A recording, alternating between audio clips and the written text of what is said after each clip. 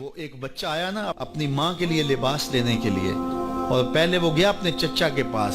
اس کی ماں بیوہ تھی اور اس کا لباس پھٹ گیا تھا، اور وہ اپنے چچا کے پاس گیا تو اس نے دھتکار دیا. ماں نے اس کو روکا تھا بیٹا نہ جانا، لیکن اس نے کہا کہ تیرے بدن کے اوپر جو لباس ہے وہ بھی پھٹ گیا ہے اور جگہ جگہ سے جسم جھلک رہا ہے، تو میں اپنے چچا سے آپ کے لیے لباس لے کے آتا ہوں. پھر جو رویہ اس نے اختیار کیا تو واپس روتا ہوا آ رہا تھا. تو کسی نے راستے نے پوچھا کہ کیا ماجرا ہوا؟ اس نے کہا چچا کے پاس گیا تھا ماں کے لیے لباس لینے، اس نے رلا کے بھیج دیا. اللہ اکبر. تو اس نے کہا کہ جا سین حرم میں محمد نام کا ایک شخص بیٹھا ہوا ہے، اگر تو اپنا دکھڑا اس کے سامنے پیش کرے تو وہ امید ہے تمہیں رد نہیں کریں گے، لیکن سن لے ان کا دین کوئی اور ہے.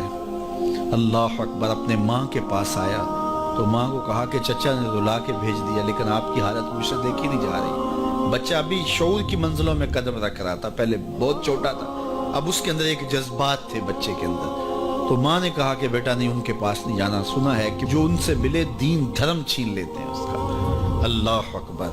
تو حضور علیہ الصلوۃ والسلام کے پاس جانے سے ماں روکنے لگی، لیکن بچے نے کہا کہ امی میں پکا رہوں گا، بتوں کا وفادار رہوں گا، تم اس ٹینشن کو، اس پریشانی کو چھوڑ دو. اور حضور کی خدمت میں حاضر ہوا. حضور صحن حرم میں چادر اوڑے بیٹھے ہوئے تھے، اور جا کے کہنے لگا میں پہلے بات آپ سے کر لیتا ہوں، آپ کا دین میں نے قبول نہیں کرنا.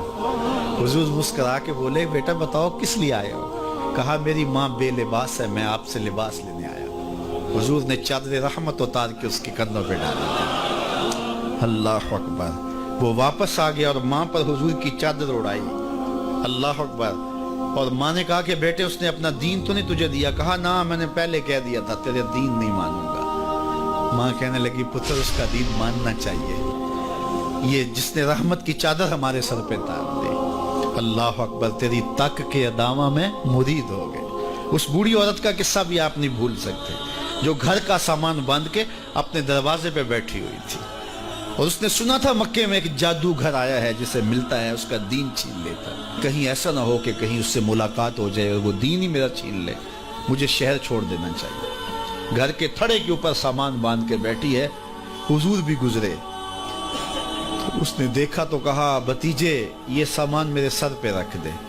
حضور نے سامان اٹھایا، دیکھا تو بوجھل تھا، وزنی تھا، اور بڑھیا کو دیکھا تو کمزور تھی. تو کہا کہ بڑھیا اگر چاہو تو جہاں چاہتی ہو، میں خود نہ چھوڑا.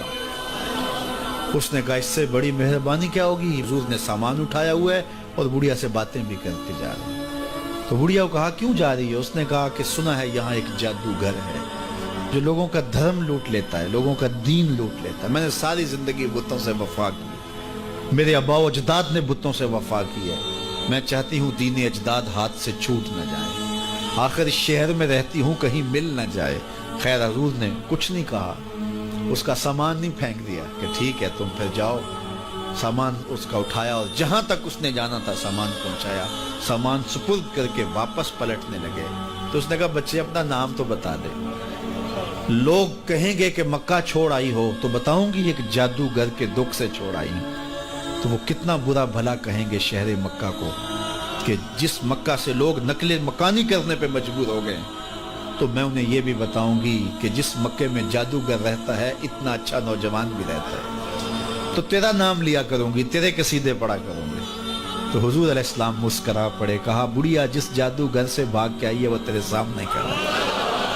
اس نے کہا سچ سے آپ ہی محمد ہیں؟ حضور نے فرمایا نام میرا یہی ہے.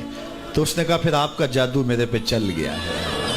اللہ اکبر. تیری تک کے ادامہ میں مرید ہو گئی. لوگوں کی خدمت کریں، بوڑھوں کے کام آئیں، دکھیوں کے کام آئیں، مصیبت زدہ کے کام آئیں. حضور یتیم ہو کے یتیم پرور تھے، لاچاروں کی مدد کرتے، لوگوں کے گھروں میں پانی بھر کے دے دیتے، اور دکھیوں کے کام آ جاتے اور مصیبت زدوں کے کام آ جاتے. تو حضور سے پیار کرنے والوں، امت میں آپس میں حسد نہ پھیلاؤ، بغض نہ کرو، نفرتوں کے پہاڑ کھڑے نہ کرو، ایک دوسرے سے پیار کرو، جڑو، امت وحدہ بنے، اور اپنے ماحول کو، اپنی معاشرت کو ایک خوبصورت معاشرت کا رنگ دو، اور اپنی زندگی کو حضور کے نام کر دو.